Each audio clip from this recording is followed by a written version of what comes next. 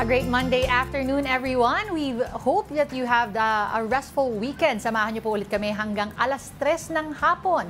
Para sa pinakamaiinit na balita, ako po si Denista. At ako naman po si Lord De Vera. Welcome po sa programang ang isa sa mga host ay ika nga ng isang pangulo, parang inutusan lang bumili ng suka, toyo at paminta sa Hong Kong. At hulaan nyo kung sino mamaya ang may flight. Welcome to Afternoon Delight.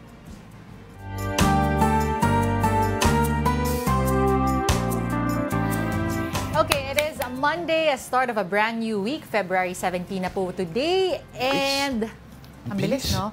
Kung anong hinaba nung January, parang siyang bilis nitong February na. Ganun talaga, no? Oo. Kapag ang mga pinapanganak sa buwan na yan ay magagandang lalaki talaga. Oo. Sige. Sige. Oo nga. Sabi nga parang kulang-kulang. Yan, madalas ko naririnig na gusto, Pebrero ka pala, kaya ka pala kulang-kulang. Pero sobra-sobra ang... Pabango. Okay, ang ating delight of the day for today ay comfort food na lasagna. You Dahil, simply because, bakit hindi? Oh, why Diba? not? Oo. Why no? Medyo maulan sa labas, so masarap din to, no?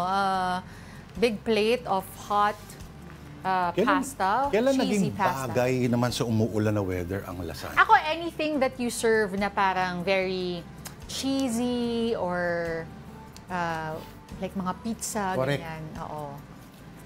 Ito, lasagna, na cheesy lasagna. Merong, ano ba to? Garlic bread ba yan? Yes. Questionable. Garlic bread. Pero tayo diyang backup. Ayan. Garlic pesto sticks. Sige nga, tikman mo, partner, kung masaya. Mukha naman siyang masarap. Mukhang galing to doon sa isang fast food Yun din ang balita ko. pinopromote ng isang matinee idol. Alam mo, kumakain ako niyan nung bata ako, galing dyan sa fast food na yun. Hindi ko lang maalala kung kailan yung lasa. So, hindi ko alam kung ganun pa din yung lasa. Masarap? Sige, kaya mo yan. Sige nga, titikman ko nga. Naalala ko na yung fast food that starts with the letter G. Okay, yun nga. Mula noon pa lang, sila na talaga nagsiserve ng lasagna. At may tacos pa sila. May tacos ba sila? Dati. I didn't know that. Nung sila ay hindi pa malaking chain, at sila ay mga isa o dalawang mga branches ang sa mga food courts. Saan yun? Sang branch naman yun? Meron naalala ko sa Cubao. May tita ako galing States, umorder siya ng tacos doon, nasuka siya. Bakit? Hindi niya type yung Pinoy version. Oo, kasi parang baka walang masyadong umu-order ng mga tacos sa mga panahon na yun. At sabihin natin yung stocks ay hindi na masyadong fresh. Oh, pero nasuka talaga. Grabe naman. Pero naalala ko, may pinupuntahan kami sa SM Cubao food court na napakasarap ng kanilang lasagna at spaghetti meatballs. The place is called Bird House.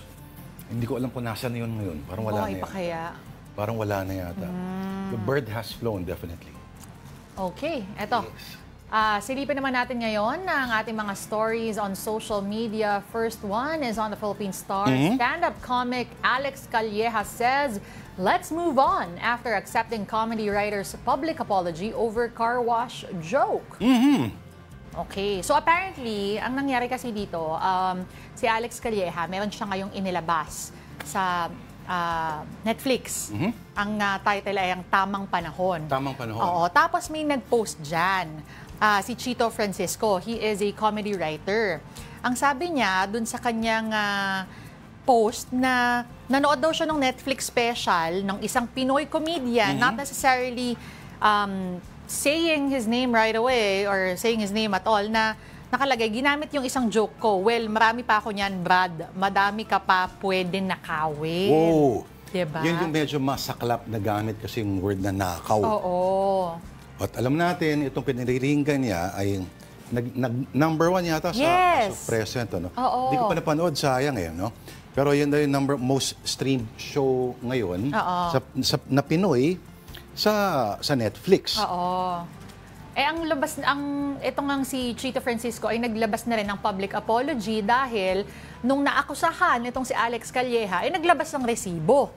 Yung resibo niya is that apparently back in 2011 pa lang, ginagamit niya na daw yung jokes na yan. Kumbaga may screenshot siya na ginagamit niya na yung joke na yan. Okay, tapos malakas kasi masyado yung word na nakaw. No? Alam natin sa mundo ng komedya, may mga elemento na halos umiikot-ikot lang. At may mga variations lang of certain themes. No? Kumbaga, minsan may umaabot sa iyo na pag tinrace mo, galing pa kila Dolphy, Panchito, na kinuha din nila mula kila Chaplin, mula sa mga comedy writers ng Hollywood, etc. Tapos, nagtatransmogrify siya para lagyan ng sarili elemento. At pumapasok din minsan dyan talaga yung delivery ng comedian at yung ini-infusion personality niya. Okay, so what is the joke ba? Ano ba yung mismong joke? Ang pinost ni Alex Calleja para parang resibo na noon pa niya ginagamit itong joke na ito, ay sinabi niya na oy, okay ito may kapitbahay kaming, katabi ng bahay namin, may nagpatayo ng car wash. Sobrang lapit, walking distance lang, hindi na raw niya kailangang magdala ng kotse. Actually, nabutan ko pala. Napanood ko ng konti yung tamang panahon. Ayun. Kaya lang I had to work so hindi ko natapos. Yun pala yun. In fairness, natawa ko dun Natawa ko dun sa linya na yun. Maganda yung delivery niya dun. May explanation si Alex, kapag may kaparehas ko o parallel joke kasi isang comedian, may dissenting paraan po para magsabi ng parehas kayo. Ang tawag po doon ay pribadong usapan tulad ng cellphone or chat. Lahat po pwede pag-usapan ng pribado at hindi dinadaan sa social media. Hindi ko po alam ang intention para sabihan ako na nagnakaw ng jokes, pero ang nasa isip ko lang ay ang kasabihang ang punong hitik sa bunga ibinabato. Hindi po ako original yan. Anyway, ingat po tayo sa salitang nakaw. May cyber libel po tayo. Hindi po yung joke. Remember, I have a friend. At ito nga, naglabas siya ng turns out, meron siyang sa korte, no? Na isang dokumento na pinost niya at mula noon ay sorry na itong isang comedy writer. Maliit lang ang mundo nila at very competitive. Sa Kaya nga actually, dapat yung pinakamagandang course of action nga talaga is private message na lang to clear things up. Kasi sila lang din naman na magkakasama dyan. Diba? Pero sabi nga ni Alex Calleja, move on na daw. At ito pala, ano niya kaya ni Alex Calleja si Howard Calleja, the attorney, no? Ito, so let this serve as a warning, no? Through the Calleja Law Office. Sino mang hihirit ng parang ganyan ay makakatikim. Ika nga. So, tingnan natin kung sa... Hindi mo naman kasi pwede i-copyright ang joke. No? Pero, again, nagpapasalamat kay Alex Calleja. Bakit? Bakit? So, unang-una natin. Correct! Uy, pero this is a reminder to everyone as we get ready for our next story. Hindi po lahat kailangan idaan sa social media. Ano naman yan? Hindi, ito nga, di ba? Pics or it did not happen. Di ba sabi nga nila? Ganon. Post or hindi totoong nangyari yan. Kaya lang, accusation kasi to di ba? Oo nga. Kaya dahan-dahan. Kaya ang ginawa ni Alex, naglabas din siya ng mga post resibo. noon pa. Oo. Ayan. Okay. Sige, from the world of entertainment, ngayon naman punta tayo sa sports. On the Philippine Star, the Manila local government is asking the help of Olympians Carlos Yulo and EJ Obiena for Palabang Pambansa preparations because the Palabang Pambansa is happening in April. Sa Manila ba ang host? Hindi, sa Ilocos. Ay, oo. malamig. Pero ang hinihingi kasi sa kanila ng Manila government is that they both lead the council, the sports council for the preparation. Siyempre, they will also, for one, they've been national athletes since they were young. So alam din nila, nagpalabang pambansa din sila, alam nila yung pinagdadaanan ng mga atletang sumasali doon, naglalaro doon, ano yung kakailanganin nila, and what would make it better. And at the same time, they will also serve as an inspiration for our future athletes. Wait, sorry. So tinanggal na ba sa administrasyon ng DepEd ang palarong pambansa? Tinanggal na nga ba? Ayan ang kailangan nating klaruhin. Pero dito kasi, Manila Sports Council. Kasi both of them are from Manila, tama. Oo, Batang Maynila nga pala tong dalawang to. Meron palang Carlos Yulo Day, no? Sa Meron. August 4, sabi ni Oo. Mayor Hani Lacuna. August 4, Carlos Yulo. I think ito yung day na nanalo kasi siya. Kung hindi ako nagkakamali, ayan, tama. Ayan, Filipino gymnast brought home 2 medals. Men, matindi itong 2025 palarong pambansa sa Lawag, Ilocos Norte. April 24 to May Correct. 1. So, ibang klaseng resistensya ang kailangan ng mga batang atleta dyan.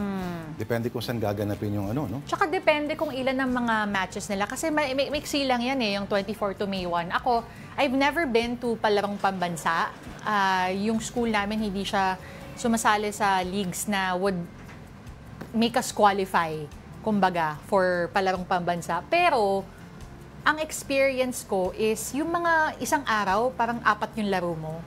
So, may mga ganun din setup dito. Paguran talaga. Nasa initan Nung ka. high school ba, atleta ka na? Grade school pa. Ganun. Oo. Simula grade school. Volleyball pa rin. Volleyball, yes. Yung varsity. Pero kasi maaga akong talagang pumasok sa sports. So, Hindi ka ba nag-weightlifting, mga ganyan? wala naman, di naman kasi yun kilala before. Yung weightlifting, hindi uso sa Pilipinas. But of course, syempre that changed, no? Because of Heidelin Diaz. Yung gold niya noong 2020. Pero recent lang talaga yan. Pero ito po, recent din, ano? Because we're talking about EJ Obiena. He is on a roll. He won the golden medal, rather, at the Orlen Copernicus Cup in Torun, Poland, with a 5.80-meter jump. This is EJ's second season gold medal after also winning in France for the Meeting Mes Model Athletor with a 5.70-meter jump. So congratulations for EJ on a roll siya this 2025. Ano yung meeting Mets Athletor? It's competition in Mes na recently na panalunan nito ni EJ. That was his first after suffering his injury dahil nagkaroon nga siya ng injury, di ba, nung nasa Olympics pa lang siya. Ano na ranking He was ngayon ni nursing. EJ? I believe he's number 4, if I'm not mistaken. Naging number 2 siya, di ba? Naging Tama number ba? 2 siya, and then after Paris, he dropped to number 3. Pero kasi number 4 siya ngayon because he has been missing a lot of competitions. Constant kasi yun with the points that we're getting. Ang number 1 pa rin ba yung parang hindi tao? Oo, si Duplantis. Duplantis. Oo, si Mondo Duplantis. Matanda na ba si Mondo Duplantis? Naku, ang bata-bata pa nun, 26 lang ata, 25. Damn you, Mondo. Oo, talaga parang pag pinapanood na, kahit pinapanood ko siya sa TV, parang, are you for real? Tao ka ba talaga? As in, ganun lang comment mo, tao ka ba talaga? Pati yung isang, yung French Paul Walter din. Yung sinis ko, tao ba talaga to? O, Ano, iba namang atang... Okay, sige, move on tayo. But speaking of another Olympian that we have, Carlos Yulo just celebrated his 25th birthday sabi sa'yo on February 16. And you see the post there by his girlfriend, si Chloe San Jose. Parang masayang-masaya sila. Oo. 25th birthday, 25 lang si Kaloy, no? Yes, kaya pwedeng-pwede pa talaga sa LA. LA 2028. No-compute ko. Pwede kong maging anak si Carlos Yulo. Pwede? Oo. Oo. Kung lumandi ako nung gantong edad, pwede. Oo. Ang tanong, kakausapin niya kaya ako? Kakausapin ka niya? Oo. Sino? Di Kaloy, kung naging anak niya ako. Bakit naman hindi? Malay mo. Hindi. Pinilit ko siyang mag-chess. Ganon? Oo. Okay. Tignan natin Teka, kung may anong picture pa kakalabasan sila ni niya. Tita Cynthia. Ay, hindi natin nakita yung nakiklik yung post, ano? Pero nakita ko tong post ni Chloe. Silang dalawa, pure pictures nila. Tapos parang ang saya-saya nga nila. Ano kaya regalo ni Chloe kay Kaloy?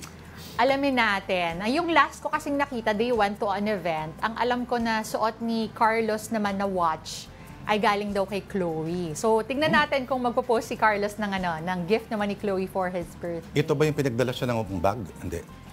Ano yun? Na event? Iba yun, Iba yun. Oo. Tsaka ano lang naman yun, chismis lang naman yun, sabi-sabi. Excuse me, may Confirmed picture. ba? May picture. Oo. Wala naman ding masama. Wala masama. doon, Eh, gentleman si kung Carlos. tutulungan mo ang iyong loved one, Correct. kung sino man yan. Kahit hindi lang bag ang ipadala niya sa akin. Correct. Kahit siya mismo, Oo, buhatin mo. be kind to your girlfriend. Ang galing mo talaga kasi transition yan, di ba? Kindness. Yan po ang hashtag on Facebook today that is going around the world. It's Random Acts of Kindness Day. So, nakalagay, kindness begins with me. Totoo naman. So, pag sinabi mo yung random acts of kindness, ano ba yung pwede mong gawin na random acts of kindness. So pwede dyan na, ito po, suggestions from Mount Puro Nature Reserve. So una, give a generous tip to a server. Lalo na hindi naman uso ang tipping dito sa Pilipinas, ano? Alam din naman natin. Hindi obligatory. Oo. O sa ibang bansa, nag-e-expect talaga sila. Oo. At may certain percentage ng bill. At saka nagagalit kapag 10% lang. Correct, habulin ka talaga. Oo, they would think bad service. Hindi lang servers ha, pati yung mga delivery riders sa araw-araw natin nakakasalamuha. Pati yung mga taxi drivers, TNVS drivers. Oo. Ano ba naman yung, kung meron kayong extra, ibigay. Correct. Pero kasi, again, naiintindihan natin kung kayo po ay sakto lang din, sakto-sakto lang ang inyong budget, hindi naman kailangan monetary. So you can also send a voice message to someone you haven't talked to recently, mga musta lang kayo, or pwede rin, kung kayo po ay nasa office setting, just leave a kind note to an office mate. Pwede rin, handwritten note kung kayo ay may iniirog, may minamahal, ano? Boyfriend Paano or pag girlfriend. pangit ang handwriting? Tuloy pa rin. Tuloy mo na lang. Siguro, mas importante yung words na isasulat mo, no? Share something you love to a sibling. Oh, whether, Something you love. Pwedeng food Wag or lang kasintahan. wag lang siguro yon.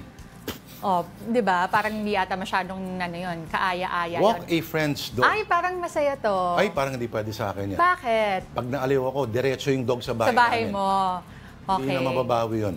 Ganon? Oh. Masyadong US-centric ata itong ano. Pero, Pero pwede naman. Pwede naman kasi maraming dogs ang hinahayaan lang na nasa loob. Correct. Hindi na exercise also. At akala nila porque meron silang sufficient na parang yard, ay okay na. Hindi. Iba. Ang alam ng aso, akala mo yun, parang okay na yan. Iba nga nakakulong eh. Oo. Merong malaking mundo ng mga scents and smells na naghihintay sa aso mo at tuwang-tuwa sila ron. Ayan. So, iba pang ways ay if you can run an errand for your parent. Nako, ang mother ko. Mother ko and her milk tea. Ayan. Ibubuking ko yung mom ko. Gusto niya yun pag binibilan ko siya ng milk tea. Ano flavor ng milk tea? Gusto naman. Ay, ang mom ko, milk tea, pero may pagka-health conscious, so zero sugar, kahit anong kahit anong flavor. May pearl? May pearl. Doon siya natutuwa, I think. Pero it's always zero sugar. So, para ka lang nag-tsaa talaga. Tapos may milk sago. naman. May milk, oo. Okay, you can also allow your kid to play for 15 more minutes. So, pwede po, no? Pag walang kid. Pag walang kid, siguro you can allow yourself, let's say kahit a busy day, you can allow yourself to read for 15 minutes, play a random cellphone game for 15 minutes. Pwedeng ganon. Ako, ito isa sa mga favorite ko to. Compliment a stranger. Like, ang laki ng ano mo Ng ano? ng bag mo. Hindi. Pwede rin. Kung nagustuhan mo yon, if genuine, you don't have to be so plastic about it. Sabi ng plastic. Ito, malinaw. Ano? Medyo may vague pa itong mga to eh. Halimbawa, kayo ay nasa bilihan ng lechon manok. Ano? Kapag nakita ninyo na may bumili ng half, yung half na manok, pasimplihan mo lang, sabihin mo sa kuya nagtatadtad, ibuo mo na, iyara ko sa'yo. Nasa labas ka kunyari ng fast food, may mga bata na alam mong nahiya lang lumapit. Tawagin mo sila, abutan mo ng, huwag pambili. Ikaw na bumili ng mga sandwich, mga burgers, mga meals, kahit yung pinakamura lang, ibigay mo sa kanila yan. Actually, kahit Lord, again, iba-iba po yung budget. Kahit yung mga, kung meron malapit na bakery sa inyo, kaya yung mga naglalako, dito sa atin, personally sa area natin, merong nagbabicycle di ba? Kada hapon, pwede rin yun. Mas murang option. And then you can give it to the staff, yung mga security guards na buong araw nakatayo. Pwede yun. Correct. At minsan, kung meron kang nadadaanan lagi na may parang mga pamilya doon, na mga parang alam mo street dwellers, na alam mo nandun lang, minsan gulatin mo sila, magdala ka ng yung isang buong manok goes a long, long way. Oo naman. May pa-extra kayong mga tig 2 kilo siguro ng bigas, malaking bagay na sa kanila yun. Bakit natin ginagawa ito? Hindi dahil para magkaroon ng social media o parang chain, yung mga chain activities. For its own sake siguro, Huwag isipin na para may ma-post tayo. Of course, oo. Yung idea na bahagi tayo lahat ng isang tribo. Oo. At kung ano ang mangyayari sa isang membro ng tribong yun, ay apektado rin tayong lahat. Ano? Kala natin hindi, pero isang malaking web lang lahat yan. At in American Indian belief ito na si Chief Seattle, na ano man ang gawin mo doon sa sapot na yon, kasama tayong lahat. Kala natin hindi, pero kasama, isang sapot lang tayo. Okay, so again, it's random acts of kindness, and your kindness can begin with you po. Okay? At kindness begets kindness. Correct. Parang nakaka-infect siya kasi. Oo, parang, di ba, marami ng Pinoy pumupunta ng Japan, ano? Pansinin mo na pagdating mo, a few days after na nasa Japan ka, may rhythm sila na, alam mo yun, kalma lang. Yung rhythm ng bowing na parang automatic na magiging polite ka. Tapos pagdating mo in Manila, parang ang rude ng mga tao. Parang hindi siya nag-thank you, hindi siya nag-bow. Ganun. So, systematic siya at nakakahawa. Ayun, maghawahan tayo in the coming days at sana magtagal pa yan. But now, moving on, Benny just had another concert for the books, while the candidates for the 2025 Miss Universe Philippines had just been revealed. Here's a showbiz wrap from News 5 correspondent MJ Marfori. Dumagundong ang buong Philippine Arena sa concert ng nation's girl group na BINI. Nakagawa sila ng history bilang kauna-unahang Filipino group na nagkaroon ng sold-out solo concert sa pinakamalaking indoor arena sa buong mundo. As always, all out ang performances ng girl group. Guest performer din ang OPM singer-songwriter na si Maki.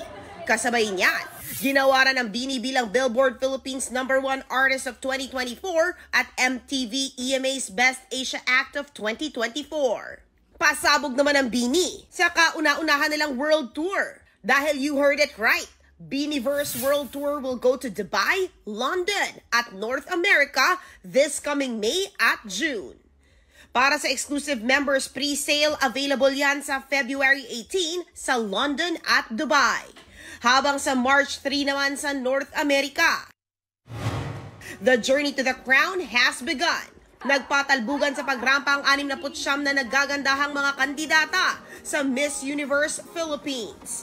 Kabilang sa kanila, ang beauty queen, actress at proud mama na si Winwin Marquez. Matapos ang halos 8 taon, muli siyang nagbabalik sa beauty pageants. Dreams never expire. Whether you're a mother, you're a wife, or anyone who has any dreams. So, hindi titigil ang pangarap doon eh. Muli ring lalaban si Miss Universe 2024 second runner-up Atessa Manalo. Maging si dating binibining Pilipinas Globe, Chelsea Fernandez. Present din sa event si reigning Miss Universe Asia, Chelsea Manalo. Mensahe naman ni Miss Universe 2013 Ariela Arida sa mga kandidata na siyang bagong National Director ng Miss Universe Philippines ngayon. And I do hope that this year, hopefully, we get our 5th Miss Universe crown from this year's batch. Ipinaalala naman ng Miss Universe pageant ang kahalagahan ng pagsuporta sa mga kandidata. Supportive of the women and not tolerating and not normalizing the toxicity of social media. Ang mananalo ay magiging kinatawan para sa Miss Universe 2025 na gaganapin sa Thailand. Meantime, Dylan Menor delighted fans over the weekend with an exclusive meetup. During the event dubbed Dylan Menor A Date with the Dreamers, the singer and actor took pictures with his fans and gifted special edition ML watches to select supporters. In January, Menor and his representative Stages Talent Agency signed partnership agreements with various companies under the MVP Group. These include MediaQuest Holdings Incorporated, Signal TV, and MWell. Alright, binabati natin ang lahat ng nanonood ng Afternoon Delight via live streaming on Facebook, YouTube, and TikTok. Gaya po ni Alex Fuentes, Elmo Cardenas, Ralph Domingo. Siya ba si Tito Paeng? Hindi. Hindi. Oo. Si Tito Ang Rafael. fan mo, Oh. si Tito Mike Policarpio. Hi, hello. Okay. Oo, mapagpalang Monday daw, sabi ni Tito Mike. Of course, Marion Laja Ano and to? Mrs. Lulut. Hello po sa inyo. And, okay, may message si Mike Policarpio. Alam mo ba yung Sabi niya kasi, Tita Denise, kumakain ka ba ng lasagna dati sa sosyal na Janet's sa Dapitan? Alam mo ba yon? May lasagna ang Janet's? Hindi ko nga alam yung Janet's. Saan ba yung Janet's? Sa Pinoval. Dapitan daw Dapitan pala, Dapitan. Saan doon? Ano yun? Ano bang Wala na tinda ni yata siya. Janet's? Lutong bahay, pero hindi ko alam na may mga lasagna doon at ano. Tito Mike, ako kasi ay batang Pinoval at nandun ang lumang gym. So, doon ako kay Mommy and Daddy Lopez. Yung marami magpa-extra ng kanin. Wow, atleta ako nun eh. Tama. Okay. Bea Dalisay from Bacolod City. Tigid. Hello! Rodel Alcantara, both checking in from Novaliches. Pwede ba kaming makanood ng live dyan sa studio at papapicture kami sa inyo both? Sabi ni Reynaldo Decena, correct, puro ka correct. Bilangin ilang beses bigkasin ni Denise ang salitang correct. Sige, Reynaldo, ikaw ang magbilang. Please, pakitara at pakisend sa amin. M. Ladja from Burbank, California. Yay! Okay, see? Cesar Carino, just a simple smile to everyone is an act of kindness. Correct. Yes. Diba? Tama mo yon. Ilista mo yon. Yung gusto magbilang. At yung tawa lang ni Denise, yan ang sikreto sa world peace. Ganon? Dapat i-record yung tawa ni Tita Denise at ipamigay sa lahat. Okay na? Still ahead. Tatawa sa sariling tawa. Alright, the congressman wants the NBI to investigate former President Duterte over his remarks last week about killing senators. That story and more when we return. Magbabalik po ang Afternoon Delight.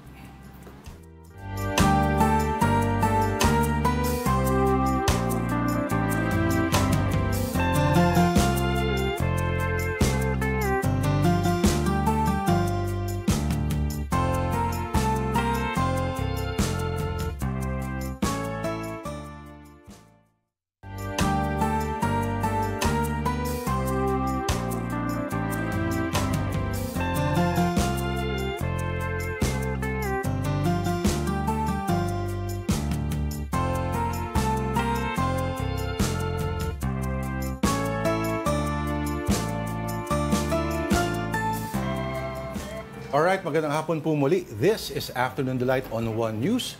Ako po si Lourdes Vera, kasama po si Ms. Denise Tan.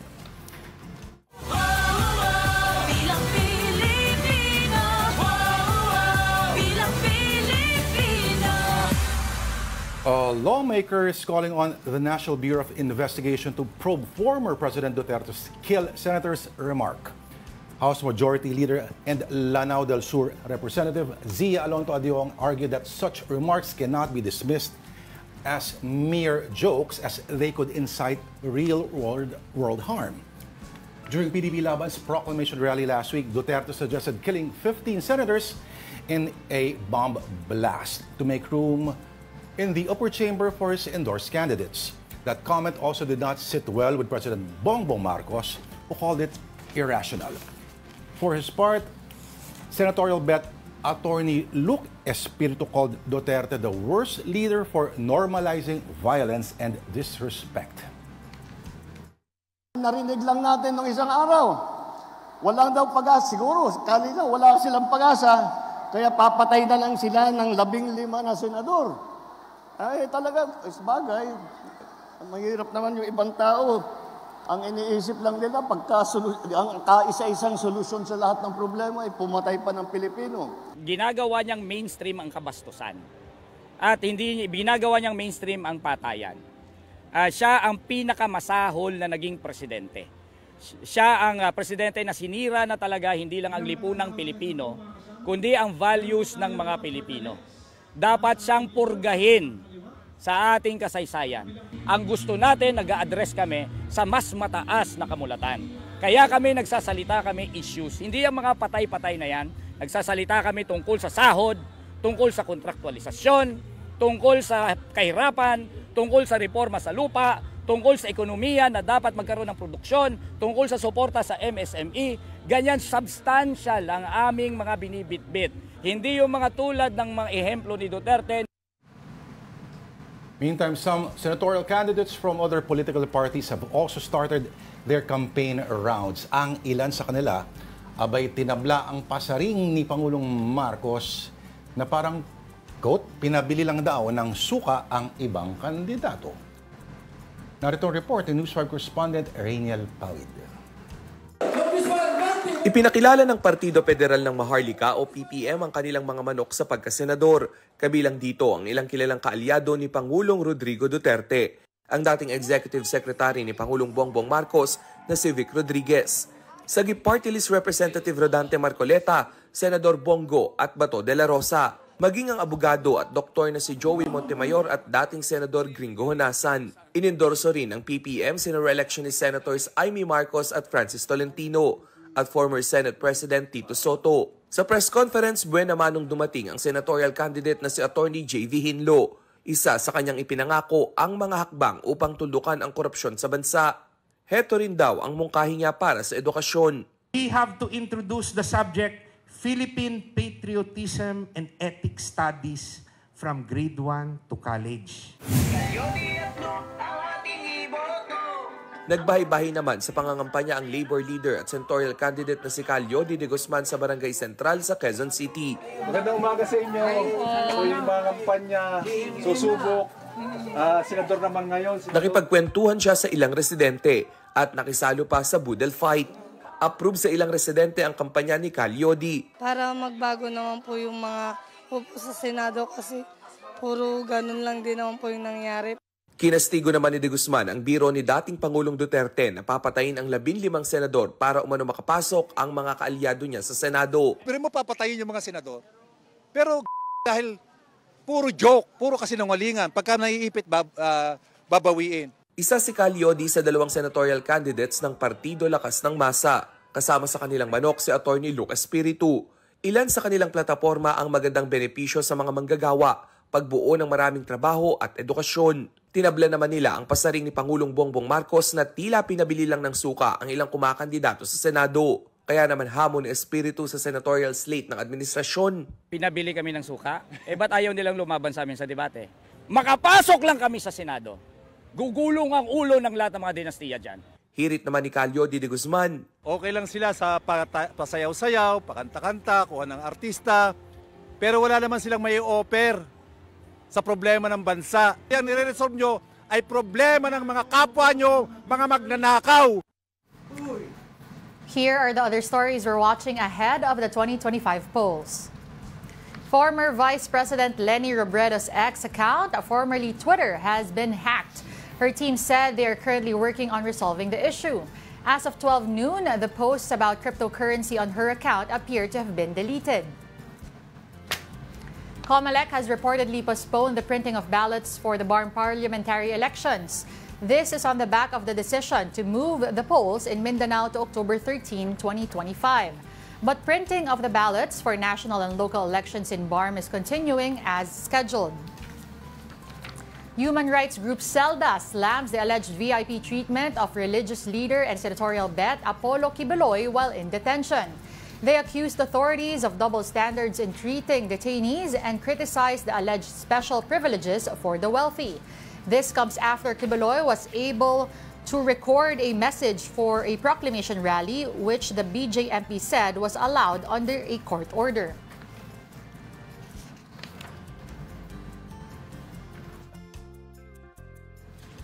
All right, meantime, Quezon City has declared a dengue outbreak due to rising cases of the viral infection. The full story from News 5 correspondent JC Cosico. Hindi pa man opisyal na nagsisimula ang tag-ulan pero heto't dumarami na ang mga nagkakadengue sa Quezon City. Sa datos ng kanilang LGU mula January 1 hanggang February 14, umabot na sa halos 1,800 ang dengue cases sa lungsod. Karamihan sa mga kaso, mga batang edad 5 hanggang 17. 10 naman ang namatay kung saan 8 ang menor de edad. Karamihan hindi raw agad nakapagpatingin sa doktor. Kasi napapagkamalan lang nila yung lagnat is just an ordinary fever. Hindi nila sinususpecha na ito ay dengue. Dahil sa pagdami ng mga kaso, nagdeklara na ng dengue outbreak ang QCLGU. Hindi po natin layunin na takutin ang publiko at magpanik ang lahat. Sa halip, ang nais natin ay maging mas alerto at mas conscious ang publiko para agad din silang makakilos. Isa sa mga binabantayan ng LGU ang Barangay Batasan Hills na nakapagtala na 133 cases. Pinakamarami yan sa buong lungsod. Dito ko nakilala si Mona Lisa na nag-alaga sa 17 anyos niyang pinsan na tinamaan ng dengue. Halos 1 linggo raw na confine ng kanyang pinsan at kagagaling lang ngayong buwan. Kaya mas nag-iingat na raw sila ngayon, lalo't may congenital heart disease ang kanyang pinsan. Nakakatakot din. Kasi sabi nila nakakamatay eh. Kaya syempre tulad niya, PWD, syempre alaga ko siya eh. Natakot ako syempre para sa kanya. Sa buong Pilipinas, umabot na sa higit 28,000 ang dengue cases hanggang nitong February 1. 40% na mas mataas yan kumpara sa parehong panahon noong isang taon. Kabilang ang Metro Manila, Central Luzon at Calabarzon Region sa nakapagtala ng pinakamaraming kaso ng sakit. Matataong lugar yan. Pagka magkakadikit kasi yung mga istruktura, magkakalapit yung mga tao, mas madaling maghawaan. Kaya paulit-ulit nilang panawagan sa publiko, sumunod sa 4S strategy o search and destroy, secure self-protection, seek early consultation at support fogging and spraying para mapigilan ang pagkalat ng dengue. Alright, kuha tayo ng update mula sa QC Surveillance Officer po ng syudad, si Sir Jet Junio. Magandang araw po, sir. Welcome sa Afternoon Delight. Good afternoon, Lord and Miss Denise, no? And sa mga nanonood po, magandang hapon po sa lahat. Okay, sir. Ano po yung area sa QC po ang pinakamarami po na naitalang mga kaso, sir? Ngayon po, no, sa Quezon City, nasa District 2 ang mga matataas nating kaso. Tulad nga na nabanggit kanina, yung Batasan Hills, Payatas at saka Commonwealth ang isa sa mga matataas nating kaso ng mga dengue. Though malalaki ito, no, pero kung ikukumpara din natin sa mga nakaraang mga datos natin, no, masyadong marami na rin yung mga naging kaso nila. Opo. Compared sa same period daw, sir, ano, 600 plus lang last year. Ito ngayon, malaki talaga yung in-spike niya. May kinalaman ho ba na, sinasabi kasi parang hindi ito usually ng panahon na may mga ulan tayo nararanasan, pero may kinalaman ho ba rito, sir, parang siguro parang pagkasorpresa ho ba? Ano ho ba ang tingin po ninyo, sir? Tinitingnan natin, no, baka kasi epekto na rin ito ng tinatawag nating climate change. Pero hindi rin natin maisasantabi yung talagang kalinisan ng mga sa bahay natin or sa mismong komunidad natin. Kasi malaking factor din talaga yon. Lalo na nung nag-uulan nga, maraming basura, hindi pa totally siguro nalinis yung mga areas natin or mismong sa loob ng bahay. So yun yung mga isa sa mga tinitingnan natin. Sir, yung test kits na pinamimigay daw po ninyo, sir, may sapat ho ba tayong mga bilang po, sir, mga supplies? Yes. Sa ngayon po, ang Quezon City naman po, may sapat na mga dengue test kit, yung mga NS1 antigen kung tawagin po, no? Sa mga health center, lahat ng health center po natin, meron po nito. At libre lang po yun. Sir Jet, dun sa mga alam naman natin, no, nakaugalian na kapag nilagnat, minsan ipapahinga lang, magpupunas-punas. Ano po ba yung mga signs, yung mga simptomas na may dengue na? And how long should one actually go to the hospital or go to dun sa mga health centers po kung sa tingin nila sila na ay nakakuha ng dengue? Ayun, no, base sa ating datos, no, karamihan, no, halos lahat talaga nagkakaroon ng lagnat. Yung iba, nagkakaroon ng mga pananakit ng ulo, at pag mga itinatawag nating may mga warning signs na, yun yung mga pagsakit ng mga tiyan, mga pagdurugo na, at mga pagsusuka. Yan yung mga talagang iniingatan natin na dapat pag mga nakaramdaman ng ganun, dapat ma-hospital na sila, magpa-check up na agad para talaga mabigyan ng mga kaukulang panlunas para dun sa mga nararamdaman nila. Sir, bilang eksperyensado po sa mga pag-ano ng mga pasyente may dengue, yung kadalasan, sir, yung supply po ng dugo, no? Minsan yung mga medyo critical na, ito ho ba ay may sasapat rin ng mga supply na pagkukunan if ever po, sir, kailangan magsalin? Ayan po. At sa atin po kasi, no, sa mga ospital po kasi natin, sa ngayon wala tayong, hindi pa natin natitingnan yung datos kung mga sapat. Pero marami po tayong mga, nandyan din naman yung mga Red Cross at saka may yung TRBC sa ano natin, blood banks natin. May mga sapat naman po sila sa ngayon po. na mga supply ng dugo para masalinan yung pero hindi naman po lahat kasi ng mga dengue cases natin kinakailangan na agad ng mga pagsalin ng dugo. Of course, tinitingnan pa rin yung level ng mga halimbawa yung sa platelets nila. Doon po tinitingnan yan. Pero sa ngayon po, wala pa naman po tayong naririnig na kakulangan sa mga dugo po sa mga ospital natin. Kailan po sir nagkaroon ng huling parang ganito kalaki na naitalang numero na epidemic levels po out? Yung huli natin, no, yung 2019 pa, nung 2019 meron tayong 1,034 lang na kaso. Sa same period lang din, mas mataas pa rin po yung etong ngayong taon kumpara po doon kung kailan diniklara po na epidemya yung dengue. Sir Jet, klaruhin lang natin, yung dengue po, kapag kayo po ay, kunyari ako, nasuspect ko na nagka-dengue ako, ito ay kailangan ko pumunta sa ospital. Ito ba ay something that I can actually treat at home or do I need the help of a professional? Yes po. Kapag mga nakakaramdam po kasi ng sintomas, kailangan magpakonsulta tayo sa doktor. Kasi ang dengue po kasi maraming kahalintulad na mga manifestation ng mga sakit. Andyan yung mga kasong trangkaso lang. Akala natin na simple lang gaya dati na pwede nating ipahinga. Sa kasalukuyan nga po, yung mga naging kaso natin na mga namatay, ilan doon ay mga na-diagnose initially as tonsillitis lang, mumps, yun po yung mga unang naging diagnosis. And kalaunan, diba, nakita na naging dengue pala ito. Sir so, importante talaga na magpa-check up talaga tayo. Sir Jet, may tanong ako, kasi ako personally, nagkaroon ako ng dengue. This was back during my college days. Although, syempre, bata pa, and then hindi ko napapansin, kumbaga, malakas ang resistensya. Pero when it finally hit me, talagang hospitalization for a long time. Like, mga 2 weeks. Ganun po ba talaga ang dengue? Pag minsan, feeling mo kakayanin, tas bigla ka na lang, parang medyo, talaga feeling mo, dapat nasa kama ka na lang all day, baldado levels na? Yes, may mga instances pa nga na on and off. Akala natin, okay na tayo, then bigla na nang magkakaroon. At doon natin minsan nararamdaman na magkakaroon na tayo ng mga tinatawag na warning signs tulad nga ng abdominal pain or mga tipong pagdusukan na, or pagdudugo ng ilong. Diba? Akala natin mainit lang. Simple lang dahil sa init or kung dahil sa panahon. Diba? So yun talaga, hindi dapat natin talagang maging relax or ipagsawalang bahala or tipong ipapahinga lang natin.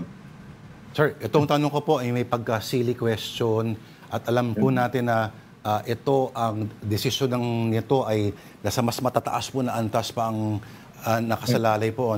Yung vaccine po para sa dengue, meron ho ba tayong, may mga nababali-balitaan ho ba tayo? Kasi to 2024, last year, sinabi noon na posibleng magkaroon possibly ng maaprubahan na Japanese daw na bakuna kontra dengue. Meron ho ba kayong mga naririnig-rinig, sir, na mga kwento-kwento? Ngayon, wala pa naman. Pero may mga nababasa ako sa ibang bansa. Talagang nagbabakuna sila ng kontra dengue at nakita naman dun sa mga pag-aaral na yun na nagiging epektibo yung paggamit talaga ng dengue vaccine sa komunidad natin. Alam natin, sir, very controversial. Kung magkaroon man dito, di ba? Bakit hindi natin gamitin? Wala mong masama doon. Ayun, kasi medyo, ito kakaano lang, yung controversial kasi, ginamit sa, naging political na issue kasi. Sir Jet, marami pa kami sanang tanong, pero maraming salamat po sa oras po ninyo, Sir Jet Junio. Okay, salamat. Thank you po. Salamat. Yan po ang Quezon City Surveillance Officer, si Jet Junio. All right. Now moving on, here's a quick rundown of more stories on One News. The Bureau of Customs has seized 366 million pesos worth of alleged smuggled luxury cars in Makati. Among the cars seized were high-end models such as Ferrari, Porsche, and Bentley. Owners have 15 days to submit documentation or face charges under the Customs Modernization and Tariff Act. All motorists using toll expressways must have a valid RFID sticker on their vehicles by March 15. This follows the re-implementation of the cashless toll collection. Vehicles without RFID can still enter toll plazas but must install one on site or get a temporary operator's permit or show cause order. The LTFRB will hear the petition for jeepney fare hike on February 19. The proposed increase of 2 pesos would raise minimum fare to 15 pesos. This follows a 1 peso provisional increase approved in October. The House Tri-Committee is set to hold its second hearing on the spread of online disinformation tomorrow, February 18. This follows the issuance of show cause orders to 28 social media influencers and vloggers who skipped the initial inquiry. They now face possible legal action, including subpoenas and contempt charges. Government officials, tech giants, and media experts are also expected to testify on potential regulatory measures. Taal volcano has recorded a minor phreatic eruption on Sunday morning. According to PHIVOX, the eruption produced a 900-meter plume that drifted westward. This marks the second minor phreatic eruption in Taal since February 15. Meantime, a second emission event occurred in Mount Canlaon summit on February 15. It lasted 4 minutes based on seismic record. And the Committee to Protect Journalists has reported that no Filipino journalist was killed in 2024, the first time in 20 years. However, globally, 2024 was the deadliest year for journalists with a record 124 killed, mostly in Gaza. All right, at this point, we check on the global headlines. Here's the roundup from the Associated Press. This is AP News Minute. U.S. Secretary of State Marco Rubio began his Mideast tour in Israel Sunday, fully endorsing Israel's war aims in the Gaza Strip.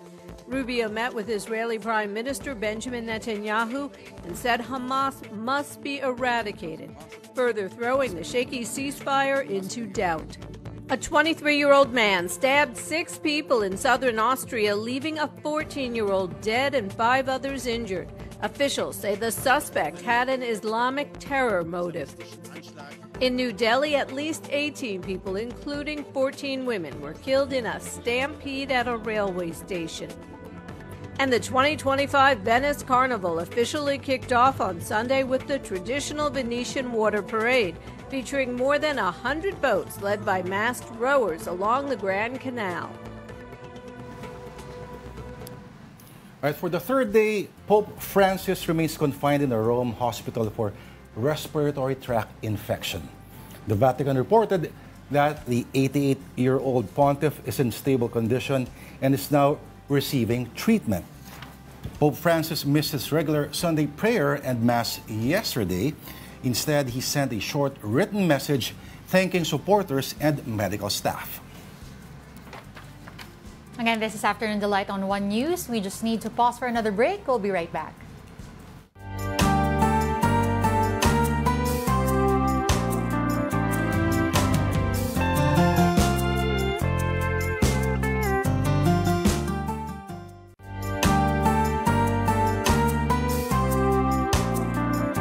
And we're back. You're still watching Afternoon Delight. Thanks for staying with us. Now, more sports stories. Gilas Pilipinas has ended their Qatar stint after falling to Egypt 86-55. That's in the final day of the Doha International Cup. They concluded their campaign with a 1-2 record. The national team will now head home before flying to Taiwan for the third window of the FIBA Asia Cup qualifiers. In the NBA, Team Shaq has dominated the 2025 NBA All-Star Game. They crushed Team Chuck 41-25 in the final. Jason Tatum led with 15 points while Stephen Curry claimed MVP honors with 12 points. Team Shaq secures $125,000 each for the victory. And Olympian EJ Obienas claimed gold with a season-best 5.80-meter vault at the Orlen Copernicus Cup in Poland. The world number 4 beats a field of 10, bouncing back after his performance in Dusseldorf. This is his second gold medal of the season. All right, when it comes to finding the one, some turn to dating apps. But for one netizen, love came served with a side of chicken wings chicken wings. Here's the story from Mobile Journal, Mary Mon Reyes. Kung sa iba, sa dating app sila nakilala ang kanilang the one. Sa isang netizen na nakausap natin, ang love story niya ay nagsimula sa pagpo-post tungkol sa pagkain. Certified foodie ang 25-year-old na si Bea from Pasig. Kaya panay rin ang post niya sa isang online group na What's Your Ulam Pare? Dito kasi, food reviews, recommendations, at snacks ang palaging topic. Hanggang maisipan niyang lagyan ng catchy caption ang post niya tungkol sa natikmang chicken wings. Actually, hindi naman maghanap ng jowa to. Parang ano lang. Ano lang, for clout? Oo, clout. Kasi parang yun yung mabenta sa kanila eh. Ang hindi niya in-expect, mayroong kakagat sa post niya. Ito kasing si Julian from QC. Food trip recoms lang ang hanap niya online nung isang araw. Pero nabighani siya, hindi lang sa chicken wings ni Bea, kundi pati sa humor at ganda niya. Haba ng hair! Ang piniem ko sa kanya, yung screenshot nung post niya, and then I told her, sa akin mo na lang i-send next time. At ayun na nga, after weeks of chatting, nauwi sila sa date sa labas. And the rest is history. Hindi nila pareho inaasahan na ang kanilang pagmamahal sa pagkain ang magsisilbing tulay para magkakilala ang dalawa. Dito rin kasi sila nag-grow individually. Nagsimula ako na maging food content creator nung nakilala ko siya. Siya yung nag-push sa akin na parang may potential ako na. Ako kasi dati talagang short-tempered person ako, pero itong ang since nag-date kami ni Bea, mas lumawak yung pangunawa ko. Naging successful man ang unexpected love story nila mula sa online group na iyon, paalala pa rin nila sa mga susubok humanap ng love life online na maging maingat. For the first meet, as for your first date, it's better na makipagkita sa mataong lugar, public place. Huwag niyo pong ibigay yung home address immediately. Ayun, may mag-reach out sa inyo online. Siyempre, huwag kayong magtitiwala agad. Check nyo mabuti kung legit pa yung tao na yun. Kilalanin yung mabuti kasi iba na yung panahon ngayon, di ba?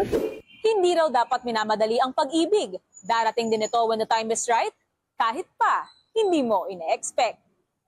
Mobile journalist Mary Mon Reyes po, hatid ang muka ng balita. Ika nga ng kasabihan, the quickest way to a man's heart is... through his stomach. Hindi. Ano? A knife through the third and fourth ribs. Diretso. At ito talaga ang segment na tatagos diretso sa iyong sikmura at puso. Ito na po ang I Saw the Signs.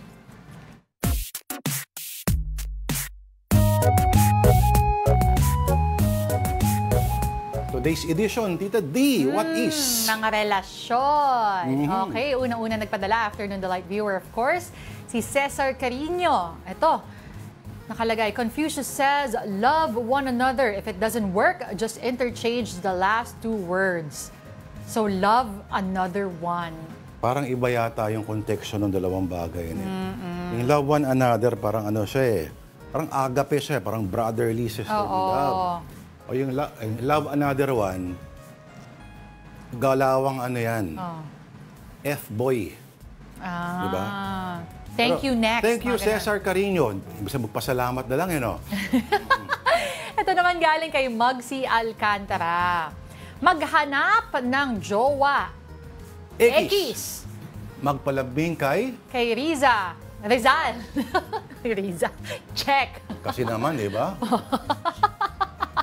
Sorry. Kinulang na nga. Iiwan ka rin yan. May asawa na yan. Sa dapitan. Pagkaganda-ganda naman ng pagkadantay niya. Oo nga. Hindi kaya meron talagang nalulungkot at may iba'y tingin kay Rizal kapag sa gabi. Whatever floats your boat, di ba? Okay, from Afternoon Delight viewer naman, si Miletra 7. Nako, kailangan may dialogue to. Ngayong jowa na kita, bawal makipag-usap sa iba. Okay po. Bawal na gumala. Opo. Bawal na rin mag-ML. Okay. Ano pa mga titigil mo? Relasyon natin. Atete. Okay, still from Afternoon Delight viewer, Miletro 7. Kapag mahal mo, ingatan mo. Ayan. In sorry, fairness. Pero hindi yan ay pawang katotohanan lamang. Correct. At hindi yan meme or hindi yan joke. Yan dapat yung gawin talaga. Naalagaan, suportahan, ingatan, bago pa mabasag ang lahat. Correct. Lalong-lalo na kung yan yung paborito ni Ed Lingaw. Yung super. Yung nakangiti. Mahirap hanapin yan. Ayun, happy horse naman. Iba pa yun, iba pa yun. Okay, pag may nakita po kayong memes, nakakatawa, again, send them to us at afternoondelight@gmail.com. May oras pa ba? At hindi pa sila nagpapadala, nagpapasalamat na tayo sa kanila. Oo. Thank you po, napakasipag nyo magpadala. But again, bukas po ulit ay magsama-sama tayo at pwede kayo magpadala again tomorrow because that will have to do it for us this Monday, February 17. Thank you for watching Afternoon Delight. Ako po si Denise Tan. Join us again tomorrow, 2 p.m. Ako po si Lord De Vera. Have a delightful afternoon.